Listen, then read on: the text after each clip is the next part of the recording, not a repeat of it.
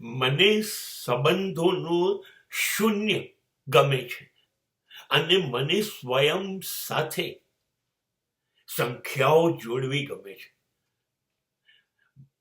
ભલે હું એકલો, પણ મારો મારી સાથે સંબંધ. કેમ કે કોઈ મને દુઃખ પહોંચાડે, કોઈ મને છેતરે, કોઈ મને આઘાત આપે, કોઈ મારો વિશ્વાસઘાત કરે, એના કરતા હું સંબંધોને જ શૂન્ય કરી દઉં અને મારી સાથે સરવાળો કરું.